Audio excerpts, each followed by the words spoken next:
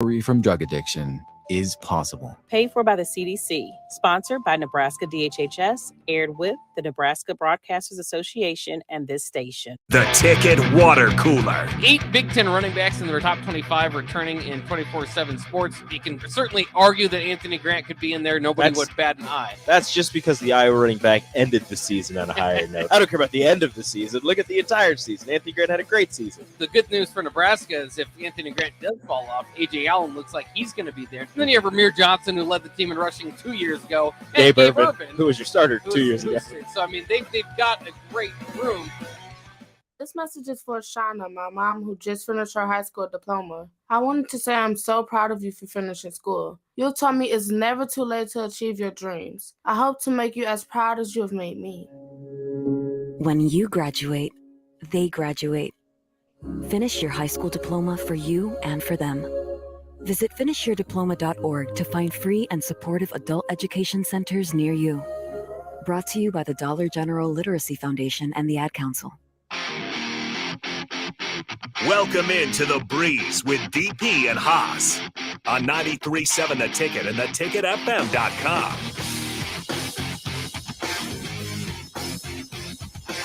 All right, welcome back into Ticket Weekends. I am Harrison, and here is DP as well. No Haas today. A few things came up, but no worries. It is Super Bowl Sunday. There's plenty to talk about. Not only that, Nebraska also got a great win over Wisconsin yesterday in OT. So there's definitely plenty of things to talk about, and I'm definitely curious to pick DP's brain a little bit on what he's seeing for today's matchup, because I feel like this is one of the Super Bowls where it's definitely a lot more split down the middle. I'm not fearing a strong argument for why either side's going to win, definitely. So if you want to join in on the conversation, Starter Heyman text line 402-464-5685. You can definitely join the conversation that way. And again, if you want to put a face to the voice, we are streaming on YouTube, Twitch, Twitter, and YouTube. So you can do all of that there as well. So DP, without further ado, how's it going, man? It's good. I was asked this morning, and I wasn't sure about what the right answer was. So I was asked this morning, what's the biggest Sunday for the NFL? Is it Super Bowl Sunday or is it opening day? What's the bigger Sunday? What's the most important Sunday?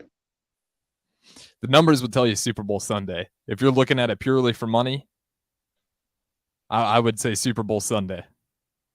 Like it seems that everybody is connected to opening day. There's more energy across the country on opening day because everybody has a shot. Like that's everybody's fair. Involved. Yeah, everybody's involved. Everybody's got a stake in the game. But it just seemed like, the biggest day, this is Super Sunday. There are a lot of things that happen in this space. People get together. Of course, now the parties. There's certainly more parties on Super Bowl Sunday than there are opening day. But in that space, it's a really cool day, but it's also sad because it's the last Sunday of the NFL for a while. Yeah. And now we do have, there's two schools of thought that it's a celebration day and it's cool to end it because you need, the payoff. But we also have other football happening this year.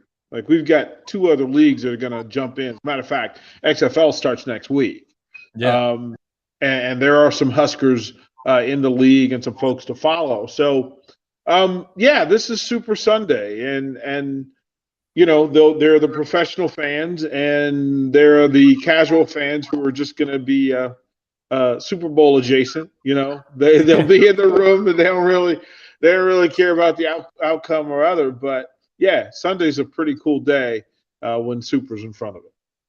Yeah, and I definitely think I'm still going to say Super Bowl Sunday is definitely the bigger day because, like you said, the first game of the season, that's definitely a lot more across the country, across the globe, if we're being honest. Here in Nuri, talk about his parents loving NFL over in Germany.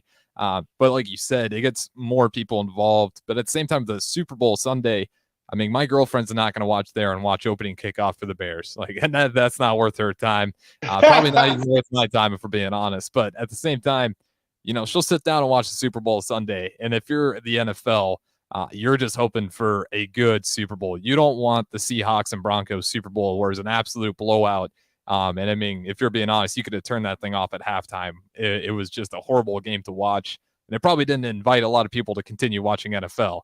But you get a good NFL Sunday, or excuse me, with the Super Bowl, then you can possibly draw in some new fans as well if you get that kind of key matchup game like we saw the Eagles and Patriots that one year. Where we got to see just an awesome comeback story. So, I'm just hoping that this is another good game. I feel like it's pretty well even. The Eagles pass rush would concern me if I'm the Chiefs, considering Mahomes' ankle. I know it's safe to assume, you want to say he's bionic, but there's no way that thing doesn't hurt him even a little bit. I mean, those high ankle sprains, maybe DP, more, but I mean, that's something that even if you can start walking on it, that's got to be causing him a little bit of pain, I'd imagine.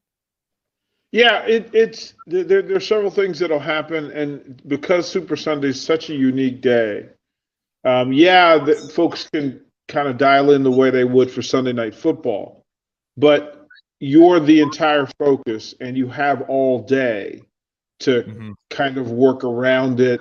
An extra day of treatment, an extra day of rest. He'll be fine early. I think one, from the adrenaline and whatever treatment you get before the game, and then that final tape job right before they go out. And then the question for me becomes fast start, then what happens at halftime? Does he get retreated, untaped, then retaped, retreated in that 15 minutes, depending on what's going on, the amount of time that he's going to have to sit with the coordinator, with Bieniemy and with Andy Reid, rather than being treated. Although it's not like they're going to add a whole lot to whatever is in play. There's simple adjustments that happen. So the injuries there, it's more. I mean, remember, Jalen Hurts is beat up too. Yeah, that's a fair point. Right. So, and I don't think anybody's in this game nick free. Like they're bumps and bruises and injuries that are being nursed. Matter of fact, there are several players who will have surgery immediately following the game next week. So this is the culmination. I mean, the Super Bowls I've been around, the players usually find a way to get through, and then they recover afterwards. They do their best, and they it would take an act of Congress for them to miss the game because of an injury. Like, it's got to be a really bad injury for you to not play today if you're eligible. So, there's lots of balance. Neutral surface, no real advantage there between Philly and KC. Region, KC's a little closer, but Eagles fans know how to travel coming out of Philadelphia. It's much easier to do. And then they've both been there recently. As a matter of fact, a big part of the conversation in the space was that back in 2018, the Golden State Warriors, the Houston Astros, and the Eagles won the relative championships. Well, in the calendar year, it's Golden State, it's the Astros. Oh, here come the Eagles making it back to the Super Bowl. So, right, somebody say, well, there's a glitch in the matrix. It's on repeat.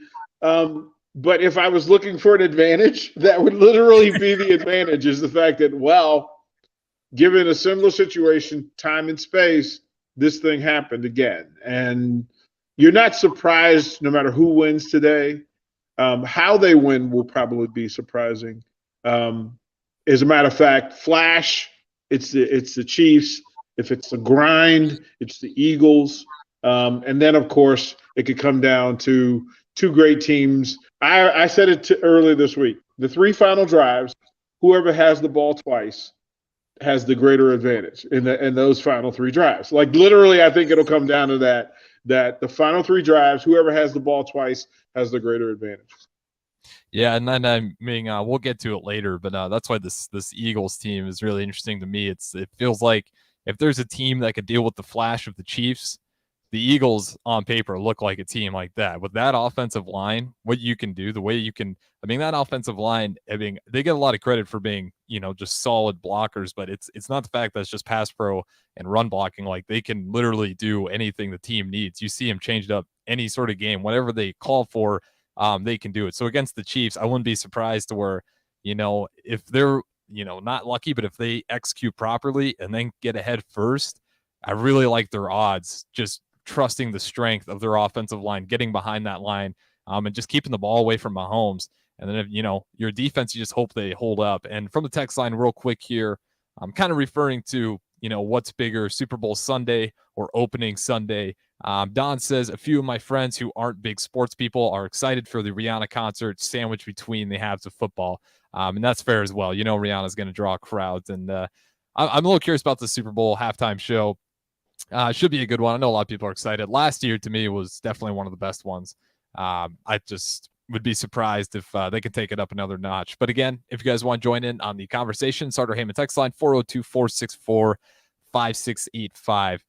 So DP, I know there isn't any real clear favorites here. The spread is only 1.5, and you don't necessarily have to give your pick just yet. But if you do think the Chiefs want a shot in this game, what are some of the goals that they really need to execute on going up against an Eagles team that is solid on the pass rush? I think they have 70 sacks on the year already. Yeah, well, I mean, with both of these quarterbacks, the way these defensive fronts attack is important. It's not just attack, it's how you attack. And quite frankly, if I'm the Eagles, I'm going to compress Mahomes, right? I'm going to compress him because I don't want him stretching the field and creating space for his receivers to run option routes underneath. For the Eagles, I really want Mahomes locked in a pocket and then to bring late pressure up the middle to kind of maintain and box. For the Chiefs with Hurts, it's almost the other thing. I almost want him to go sideways. I don't want him to step up and go one-on-one in space because that's a space he's going to win in. Mm-hmm. And he does a really good job of getting vertical. Mahomes will go underneath on a scramble. Hurts will go vertical on the scramble. Like, he wants to go big ball in the scramble, and his receivers do a really good job of literally stopping when they see him not deliver early, pause, get the defensive back to stop moving his feet, and then stretch vertical. And it's a very cool thing that they do. But the Chiefs and Kelsey, they more inclined want him to stop and then go horizontal one way or the other. It almost becomes a late option route where he'll go to green and Mahomes will throw to green. Mahomes will throw Kelsey open, whereas Hurts wants to go over the top of things. So how they pressure matters. If you want to track the game, count which quarterback rushes for the most first downs, because those are extended plays that break down defenses, keep the defense on the field, and frustrates defensive coordinators because you did everything right to get to that point and then screwed it up. Like, you just screwed it up and made it work, right? So all of that in play, how the quarterbacks maneuver in the space and then what they do with that space, and then not taking hits when they scramble. Like, just get to the ground, get plus yardage, get to the ground, move the chains, and then that's reload again. Yeah, and that's kind of be curious for me because especially, I'm reading too much into this Eagles pass rush, but 70, I mean, that puts them at third most in NFL history for regular season. But with Mahomes' ability to navigate the pocket, I mean, as valuable as it is, I mean, that's how he got hurt the first time. He's just being that good. And it just takes one defender to land at you at an awkward angle that you didn't see at the last minute. So I do worry about that. And I like what you said about they absolutely need to compress him because that Travis Kelce and Mahomes connection, it's been such a problem for everyone. And it's the thing that you can scout for it, but only to an extent. Because Travis Kelce's routes are whatever the hell he sees fit. he will see the play happen in the backfield and immediately change his route on a dime. And he knows Mahomes so well that you see it time and time again. He'll just stop on a dime, break his route off, sees Mahomes is in trouble, come back to the ball. And that's just such a hard guy to contain. Because like I said, it's not a route that you're reading on paper that this is the play. He's going to improvise. So can they contain Travis Kelce? And compressing Mahomes in that pocket's going to be huge in order to kind of eliminate some of those routes. He's going to have plays. I think that much is a given. But I do wonder, how the Eagles are going to find a way to kind of slow him down as well, because every team tries to do it. Very few actually accomplish that goal. Well, this is the chess match, and in showing one coverage and then immediately swapping to another.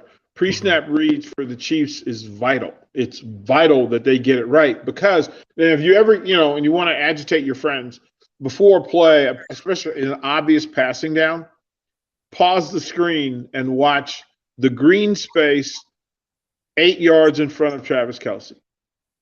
Watch the amount of turf, open turf without a defender in front of Travis Kelce, because as they read it, he looks at it the same way Mahomes does, which is if he needs to run to space and Mahomes wants to throw him open, he's going to throw to green. He's going to throw to open turf in a space, and then he'll measure the difference between the closest defender and where Kelce, his breaking point.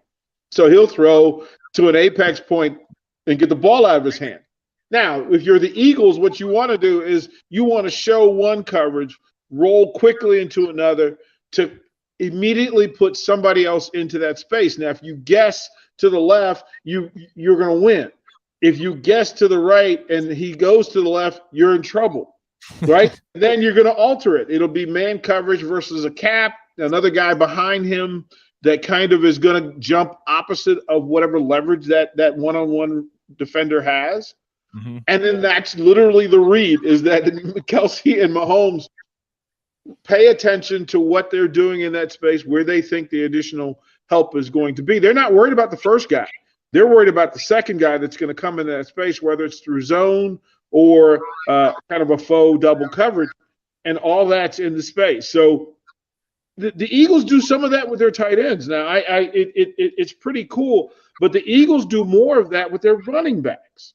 Yeah, you see, yeah, absolutely. Right? Shows them the they numbers. do more of that with the running back. So they'll see. And the Chiefs with Pacheco in the final 4 games of the season got way more efficient in getting Pacheco the ball early in a space where there's fewer defenders, and then let Pacheco beat that first guy. Like the assumption is that Pacheco and Sanders in that space will beat the first guy and get into space. So there'll be a lot of ball control. The difference for me is that the Eagles purposefully will take a deep shot, where the Chiefs are more patient and will rely on breaking tackles, yards after catch in that space. And that's really, like, you want to talk about a true difference.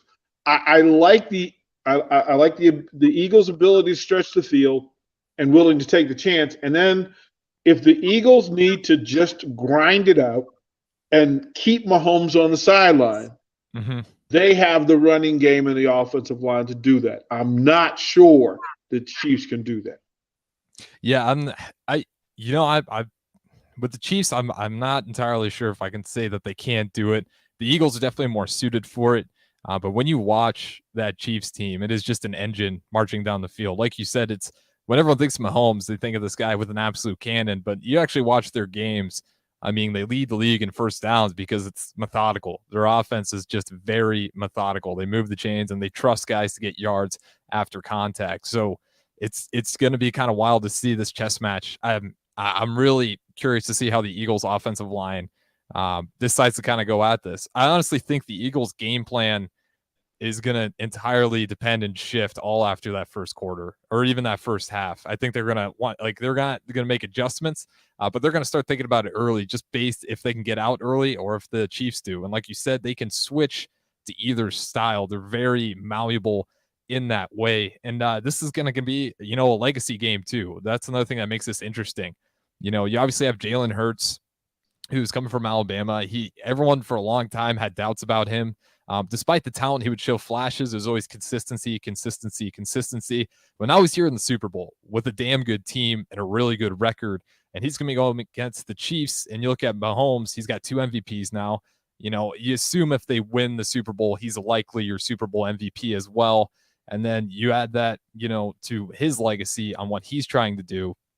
And he can continue to make progress, on being considered one of the greats, because if you're looking at, really thinking high ceiling, if he's ever going to catch up to someone like Tom Brady, he's got to keep winning now. He can't keep letting these big games slip through his fingers. He can't let the Bengals steal one. He got away from him this year. But last year really hurt him. So I think this is a huge year for Mahomes to kind of get back on track if, you really believe he's chasing greatness. Yeah, I mean, the thing about that is that I can't possibly imagine Mahomes ever reaching that point in his brain to think about legacy. That's a fair. That's how you get beat by Joe Burrow in the championship game and miss out on the Super Bowl. Mm-hmm. Like, if he wants to be in the GOAT conversation, he has to be present. Like, he has to like, you can't look forward to the next thing. And he's really not really worried about Jalen Hurts. Patrick Mahomes is battling Patrick Mahomes today.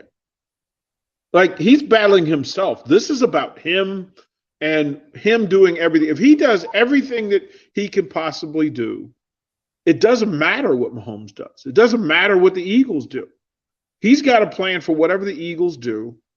And if he does what he can, doesn't turn the ball over, doesn't take unnecessary sacks, right? This is a big strip sack day, so if it happens, it's a big deal because it meant that that whatever defense fooled a quarterback long enough to hold the ball and get to him and strip sack.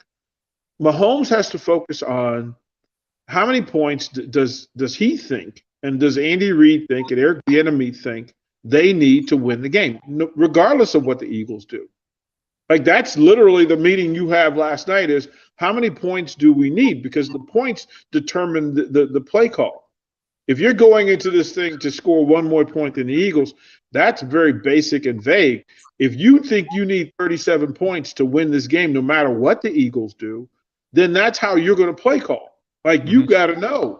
We need 5 touchdowns in the field goal, or we need to score on 7 drives, right? We need 4 touchdowns and 3 field goals. Like, they've got to figure out, for those number of possessions that are in play, you get 11 possessions, you figure in that mind, we need to score on 7 of them. If you've only scored 4 times and you get 28 points, you've left the door open. Yeah. You've left the door open. So Mahomes needs to focus on Mahomes. Do Patrick Mahomes stuff as well as he can do it. It'll be a game of adjustments, because the two staffs want to process, okay, let's take away something this drive. Yeah. And each drive, it's going to be a different thing that they take away of, depending on, where on the field you get the ball, how long your defense has been on the field. Do they need a break? You need to figure out, like, how, is this a ball possession drive? Is this a run drive? Because my linemen are having difficulty picking up blitzes. So the easiest way to help a team that's struggling with blitzes is to put the ball on the ground and make guys make tackles in short space. So the adjustment part of it is the coordinators. The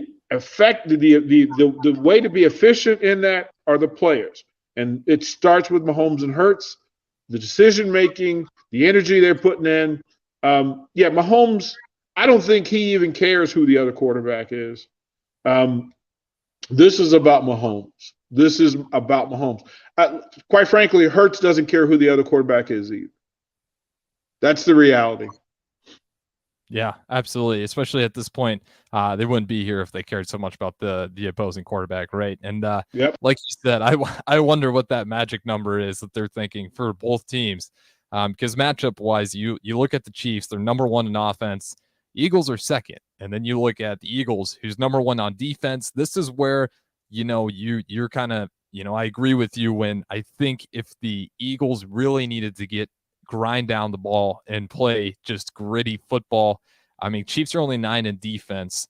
And I think they're pretty low on the pack in terms of stopping the run. I got to look that up over the break, but sitting 9th in defense. And if you're the Chiefs, you're looking at the second best offense and the number 1 defense in the league. So that magic number, whatever they decide, I mean, that's not only a incredibly lethal defense, it's an offense that's proven, like you said, they can take deep shots or they can run the ball and just play steady and pick up chains. So with that being said, we got to go to break here, but we'll have plenty more to talk about. It is Super Bowl Sunday, and who knows, we might even sneak in a little bit of Nebraska basketball talk because that was a great win yesterday. Especially what they did in OT. That's what impressed me the most, to say the least. But this is The Breeze. I'm Harrison Arns running the board. We got DP as well. We'll be back on 93.7 The Ticket, ticketfm.com right after this break. Husker Nation, Amy Williams and Nebraska women's basketball needs you February 18th at 1 p.m. as the Huskers take on the Iowa Hawkeyes. We need your help to sell out Pinnacle Bank Arena for the first time ever. For event and ticket information, visit huskers.com/tickets. Go Big Red. There's nothing quite like the Mercado by Certified Piedmontese beef. The Mercado offers unique ingredients you can't find anywhere else, open every day from 8 a.m. to 8 p.m. The full-service butcher shop and retail store is wonderful for meat lovers with their exclusive Certified Piedmontese beef and assorted sausages, plus other quality meats, including pork, chicken, and a wide range of the freshest seafood. Plus, every Friday from 11 to 2, the Mercado serves up the best lunch in town on their Friday Feast menu. Stop in at the Mercado today at 84th and Havelock or visit their website at cpmercado.com to see current deals. Hi, this is Pastor Tom. Did you know there's a place kids can seek out help when they're away from home and something goes wrong? They find themselves in a difficult spot or even a dangerous situation. Maybe another child is bullying them or a stranger is following them. Perhaps on a date and things just go bad. In Lincoln, here's where they can find help. It's called Safe Place. Safe Place is a national program for children taking place in thousands of cities across the United States. The People's City Mission is sponsoring this program in our community and has set up a number of businesses, fire stations, schools, and nonprofits around the city to become safe locations where kids can seek out help. They just need to look for the big yellow sign that says Safe Place on it. Then go inside and ask for help. We will be quickly connected to them and ensure they make it back home or to whatever resources are needed. If you'd like to find out more about Safe Place and ways in which you can get involved, just go to pcmlincoln.org. Remember, when we all do a little, we change a lot. Hi, this is Pastor Tom. Did you know there's a place kids can seek out help when they're away from home and something goes wrong? They find themselves in a difficult spot or even a dangerous situation. Maybe another child is bullying them or a stranger is following them. Perhaps on a date and things just go bad. In Lincoln, here's where they can find help. It's called Safe Place. Safe Place is a national program for children taking place in thousands of cities across the United States. The People's City Mission is sponsoring this program in our community and has set up a number of businesses, fire stations, schools, and nonprofits around the city to become safe locations where kids can seek out help. They just need to look for the big yellow sign that says Safe Place on it. Then go inside and ask for help. We will be quickly connected to them and ensure they make it back home or to whatever resources are needed. If you'd like to find out more about Safe Place and ways in which you can get involved, just go to pcmlincoln.org. Remember, when we all do a little, we change a lot. Veterans, do you know what local, state, and federal benefits and services you're eligible to receive? Do you want help navigating the application or appeals process? Speak to your county veteran service officer or the Nebraska Department of Veterans Affairs State Service Office to see what's available to you and your family. You've served our country, now let us serve you. Visit veterans.nebraska.gov today. Sponsored by the Nebraska Department of Veterans Affairs, aired with the Nebraska Broadcasters Association and this station. How was your drive to school? Let me tell you, I had to get my iced coffee first. I just can't seem to put it down. My favorite rapper just announced a tour. My phone was buzzing like crazy. I'm so excited. I had to text all my friends right then to talk about it. Then someone started calling me and... Let's try that again. I turned my phone off right away. I never drive distracted. Visit StopTextStopWrecks.org. A message brought to you by the National Highway Traffic Safety Administration, Project Yellow Light, and the Ad Council. My early Alzheimer's diagnosis was hard to take. But it gave my mom and me more time to plan together. Talk to your family about seeing a doctor. Go to alz.org/time to talk. A message from the Alzheimer's Association and the Ad Council. Victor deployed for the first time to Afghanistan in 2003. At 4 in the morning, my phone rang. They said, "I regret to inform you that your husband was wounded in action." Victor sustained a moderate traumatic brain injury. I was doing school full time, and I was also then caring for Victor. One of the most important elements of caregiving is taking care of yourself. I just didn't want to forget that I also had goals and that I also had a life. What I did is I challenged Victor to meet me halfway. There are almost 6 million military and veteran caregivers across the nation.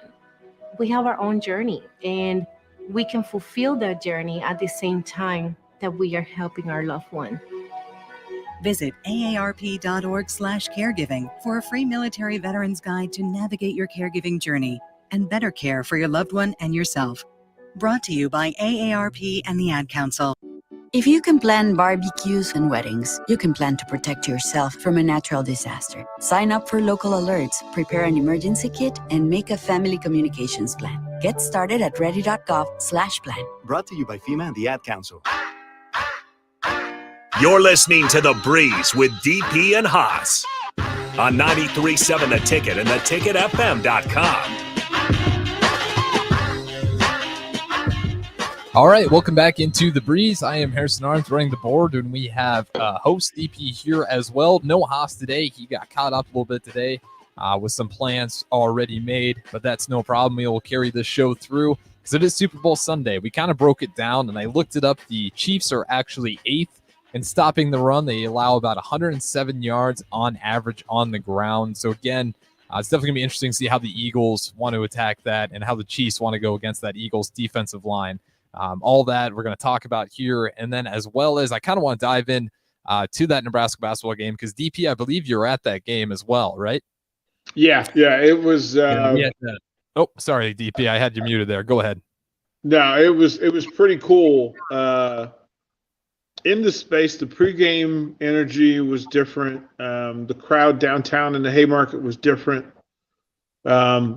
The numbers were different. I didn't check and see what the actual official attendance was, but that's as full as I've seen it in a long time.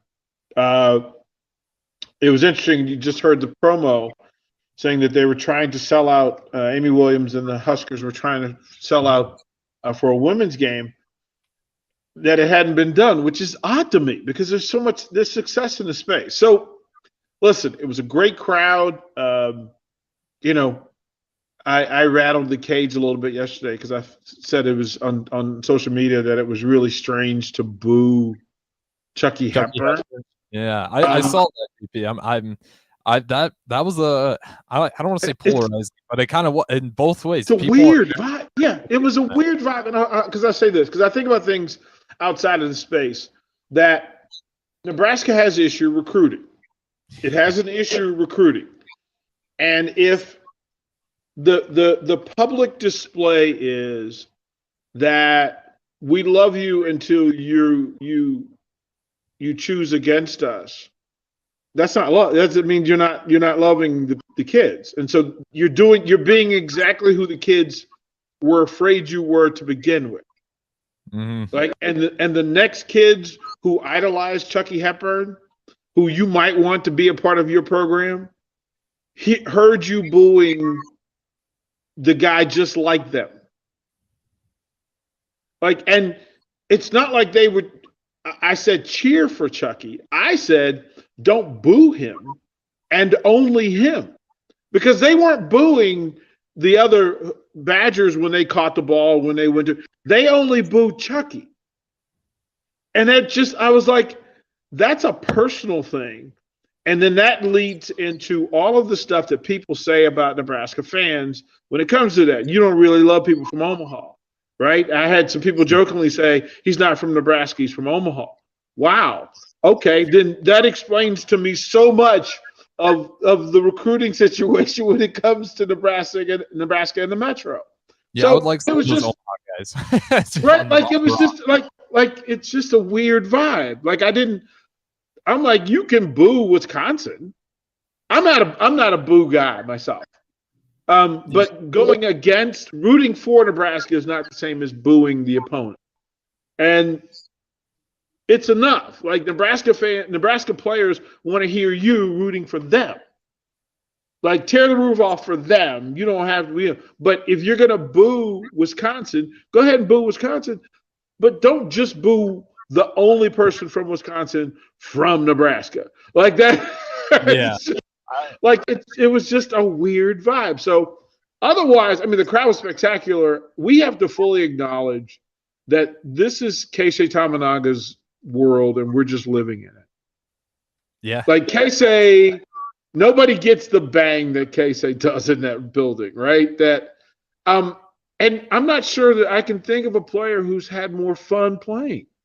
Oh, that's Keisei. what you noticed right away. Right? He has just a smile on his face the entire time he's playing that game. Right? But I do real quick. I do want to tail back to that booing of the Chucky Hepburn. I was kind of with you. I thought it was weird. I wasn't mad at people for booing him. I didn't understand it. 'Cause I'll tell you what, when he has those jumpers in the mid range where he pops back for that fader, damn, that looked good in a Husker uniform. Like I want those kids. So booing him, I didn't think it was malicious by the fans, but I also couldn't understand it. I couldn't understand how that would necessarily help out Nebraska hoops in any sort of form. I felt like it didn't. Like, what if it doesn't add anything for us recruiting? If anything, it diminishes any sort of reach we might have. Right. Like, it's literally how you treat anybody is how you treat everybody. Mm-hmm. Like, people don't understand when it comes to these athletes. Look, I've been in those rooms where those athletes are getting down to where I want to go, where I want to be, and then most importantly, who I trust. Like, everybody loves you when things are going well. I only want to run with the people who run with me when things are going bad. Like, that's how and then other players from the Metro, his friends, they all follow him. They're deeply connected. How do you think they felt? Yeah, absolutely. How do you think they felt? Like the kids from up there, from the Metro area, or for anywhere else in the state, that if Nebraska fans will turn on you, even as you grew up the way they did. Mm-hmm. Like, you forgot. And guess what? In a transfer portal life, it could come back. Yeah. It could come back, and you remove yourself from it. It's weird. That's all. Well, let's just put it this way. If any of Chucky Hepburn's friends were promising all-star prospects and they had Nebraska on the list, that got crossed off last night. Like, that's my problem. Right? Like, I mean, Chucky is an icon. And everybody who was in a class behind him admires Chucky. Yeah. They follow Chucky. And He's so it was. And in the public space, like, he is a great individual. Yeah. I mean, this is a good kid. Like, this is a good kid. Didn't say anything. Well, it's this thing that you say to people, look, if you only love me when I'm doing exactly what you want, then you don't really love me. Mm-hmm.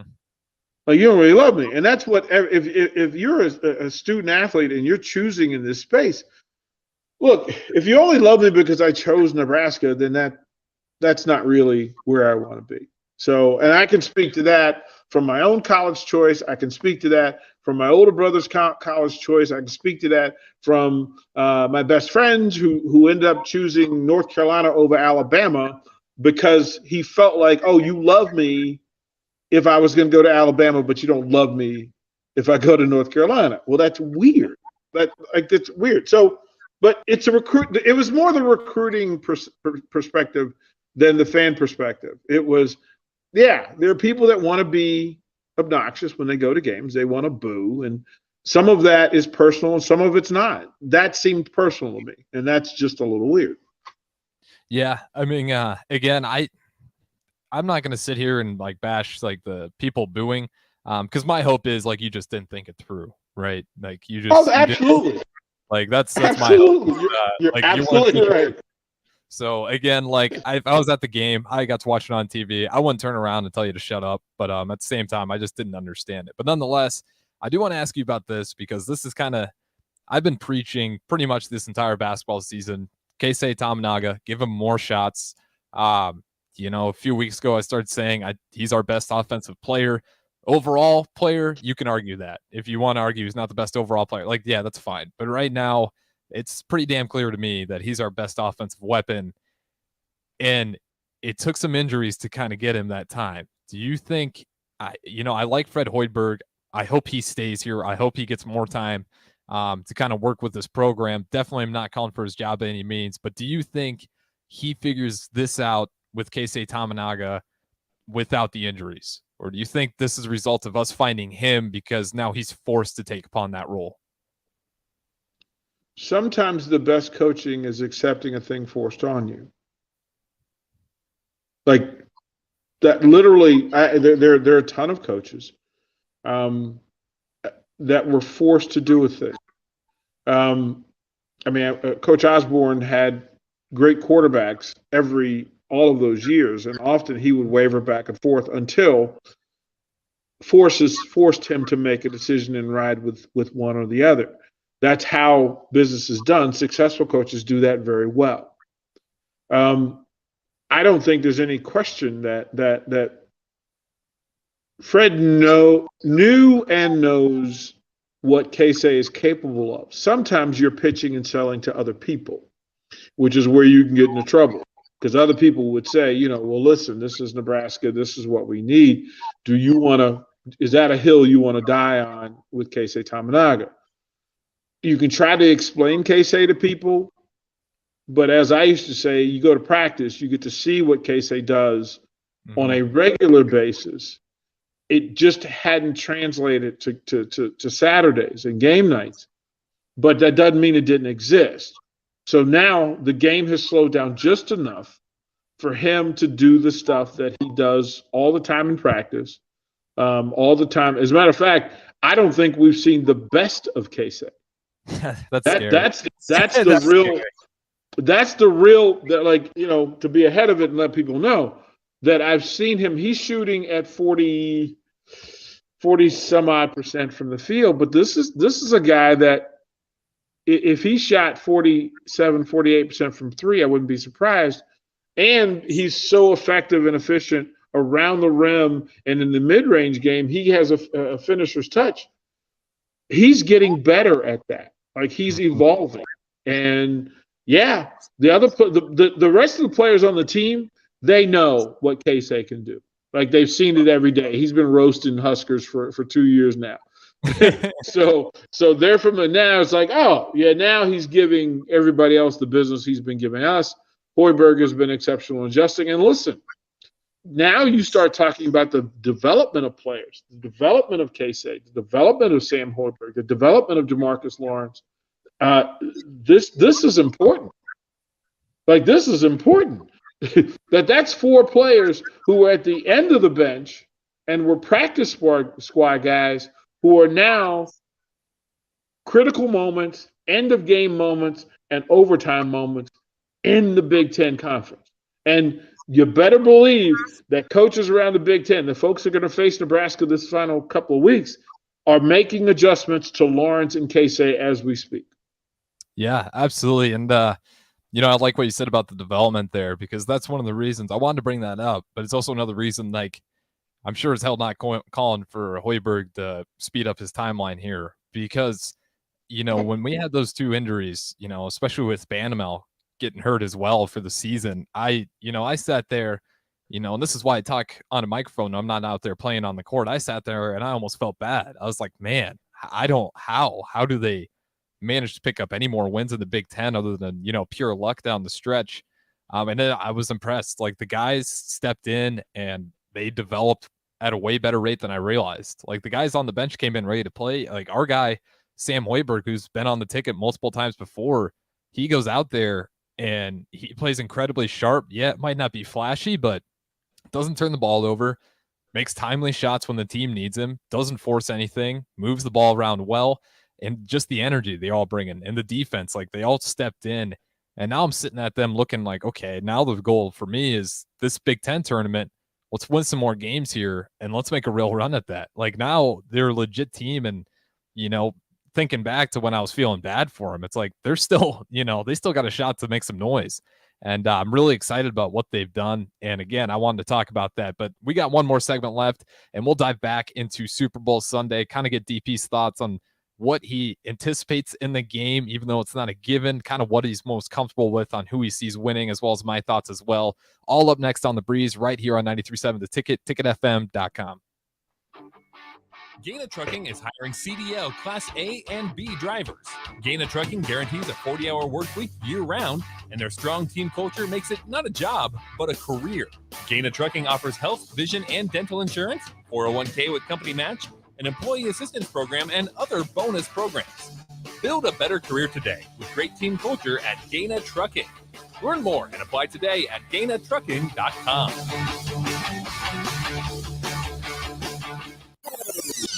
How was your drive to school? Let me tell you, I had to get my iced coffee first. I just can't seem to put it down. My favorite rapper just announced a tour. My phone was buzzing like crazy. I'm so excited. I had to text all my friends right then to talk about it. Then someone started calling me and... Let's try that again. I turned my phone off right away. I never drive distracted. Visit StopTextStopWrecks.org. A message brought to you by the National Highway Traffic Safety Administration, Project Yellow Light, and the Ad Council. Gentlemen, Valentine's Day is just around the corner. Don't be that guy running to the store for flowers and a card on your way home. Hey, Rick Heyman here from Sartor Heyman Jewelers. We have great Valentine's gifts in store now. And if you spend $99, we'll throw in a free bouquet of a dozen roses. Give her what she really wants this year and let us do the rest. Sartor Heyman Jewelers, your hometown jeweler since 1905 in Lincoln and Grand Island. Online at sartorheyman.com. Dance like a dad. It's a great way to make a moment with your kids. First, I hold my hands out like they're on a steering wheel. Then I look over my shoulder. Next, I put it in reverse. Visit fatherhood.gov. Brought to you by the U.S. Department of Health and Human Services and the Ad Council. This message is for Shauna, my mom who just finished her high school diploma. I wanted to say I'm so proud of you for finishing school. You told me it's never too late to achieve your dreams. I hope to make you as proud as you have made me. When you graduate, they graduate. Finish your high school diploma for you and for them. Visit finishyourdiploma.org to find free and supportive adult education centers near you. Brought to you by the Dollar General Literacy Foundation and the Ad Council. The Ticket Water Cooler. 8 Big Ten running backs in their top 25 returning in 24/7 sports. You can certainly argue that Anthony Grant could be in there. Nobody would bat an eye. That's just because the Iowa running back ended the season on a higher note. I don't care about the end of the season. Look at the entire season. Anthony Grant had a great season. The good news for Nebraska is if Anthony Grant does fall off, A.J. Allen looks like he's going to be there. And then you have Ramir Johnson, who led the team in rushing 2 years ago. And Gabe Urban, who was your starter 2 years ago. So, I mean, they've got a great room. Do you remember your favorite teacher? I sure do. I'm Jenny Benson, president of the Nebraska State Education Association. Teachers push students to do their best and help kids when they struggle. They make their classrooms welcoming and safe for all students. They create engaging lessons that help students access complex concepts and make connections. Support our public school teachers and students. Help make this the best school year yet. Sponsored by the Nebraska State Education Association, aired by the Nebraska Broadcasters Association in this station. Mario fue pintor más de 30 años. Cuando me dijo que se le estaban olvidando las cosas, fue difícil. Un día me dijeron que pintara el marco del lado por dentro y pinté el lado de afuera. Yo le diría a la gente que le diga a su familia lo que está pasando con él. Si algo se nota diferente, podría ser Alzheimer. Es momento de hablarlo. Visita alz.org/nuestras historias para saber más. Un mensaje de The Alzheimer's Association y The Ad Council. Stop asking your friends if they're hosting a party this Sunday and come for the real party instead. Join 93.7 The Ticket for the big game at Wings and Rings at 68th and O this Sunday and walk away with great prizes just for showing up. Why worry about making a great spread of food for the game at your house when you can enjoy all the great wings and more at Wings and Rings? It's the big game party with 93.7 The Ticket at Wings and Rings this Sunday at 68th and O. If you came across someone struggling with hunger, how would you recognize them? By their clothes, their age, the way they speak? Would you notice a 16-year-old boy who got his first job? Not for extra spending money, but to help feed his little sisters?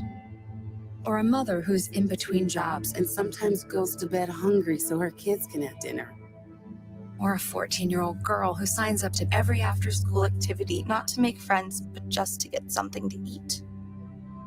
Or a retiree who fell ill and had to choose between getting medicine or groceries. I am the 1 in 8 Americans who struggle with hunger. People you pass by every day but never knew were hungry. I am hunger in America. Hunger can be hard to recognize. Learn why at IamHungerInAmerica.org. Brought to you by Feeding America, 200 Food Banks Strong, and the Ad Council. You're listening to The Breeze with DP and Haas on 93.7 The Ticket and theticketfm.com.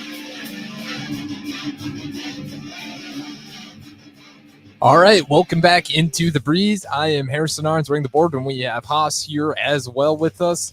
We just kind of got done talking about the Nebraska basketball game, and we were actually talking about Chucky Hepburn being booed. And I actually just came across this tweet. I don't know if you saw it, DP, and then we'll dive into the Super Bowl right after. But he said, I have no problem with fans booing my son. It's competition. What I have a problem with is the entitlement that created the booing because he should have been a Husker. So it's you kind of hit the nail on the head. Exactly what you're saying. Listen, if you're going to recruit, and there's some very interesting metrics to it, but if you're going to recruit people from areas that and want them to help change your culture and your standing and your place in life, you have to be worthy of it. Mm-hmm. Like, you have to be worthy of it. And there are people there that, and I can't tell you the number of times, no matter what sport it was, where I've heard fans say, well, he should have picked us. Why? And there's never an answer why. We're home. Well, then be home to him. Yeah. Like, if he's home. Like, make it feel like home. And then you got to be responsible for making it feel like home. Especially the fact that this is a teenager you were talking about. Yeah. Right? And some folks wanted to be dismissive and say, well, it was the student body. No, I was there in the building. No, it was not. No, it was not. It was a little too loud to be just the it was all over the arena. And again, my thing is, if you're booing Wisconsin, that's on you. Like, okay, whatever. Booing a person is personal. It's personal. You're making it personal. And somebody said, well, then the same thing applied for free throws. Yeah, you're literally attacking one member of their team rather than supporting your team. Yeah, like, it's personal when you do that. And that's how it's supposed. You're trying to affect the person. I say affect the team. That's why you scream where they have the ball, where you're making noise so they can't play call or make adjustments to communicate. That affects the game and lets the team know that you're supporting them. Booing is a personal act, and it just goes outside of it. That's all. Like, I'm not booing. You know how my feeling about the Cowboys. I've never booed the Cowboys. Yeah, that's impressive considering. Like, no, there's no need. But that's just me. And I just said I was speaking from how the vibe landed with me. I'm not telling you how the vibe is supposed to land with you. I'm just saying that's how the vibe landed with me. Yeah, absolutely. And I just want to bring that up because I saw that tweet and it was just kind of like, well, that's kind of exactly what we're thinking. It's the weird, you don't boo a guy because you assume he's yours. That's just kind of thing that throws me off. But right, like ownership, like you own this dude. Right, chill out. That's kind of the weird, right? That's why it's like, So again, those are my thoughts on it. But thoughts bring it up nonetheless. Real quick, DP. Yeah. We got a little bit of time left.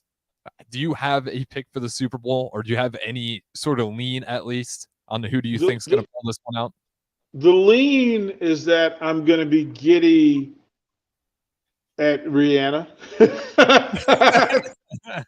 I'm a member of that club. I'm only curious of her 30 songs, which 8 she's going to perform.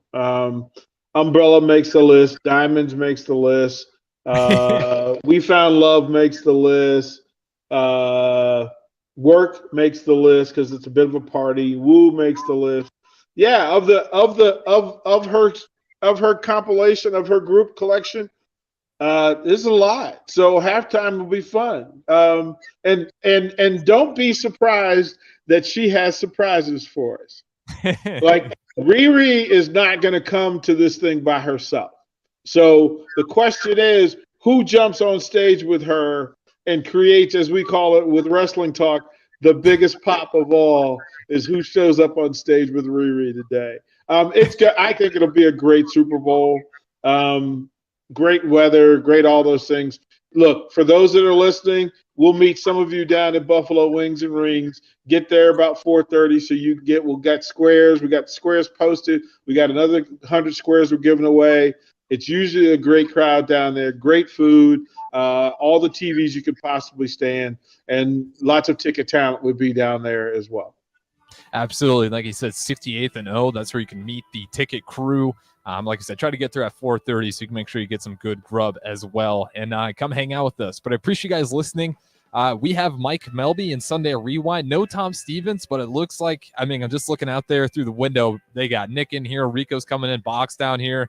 It looks like a party's about to happen. So definitely stay tuned in to the ticket. We'll provide you some Super Bowl coverage pretty much all day here until we get going, until Super Bowl tip or kickoff. So again, thank you for listening and enjoy the rest of your Sunday.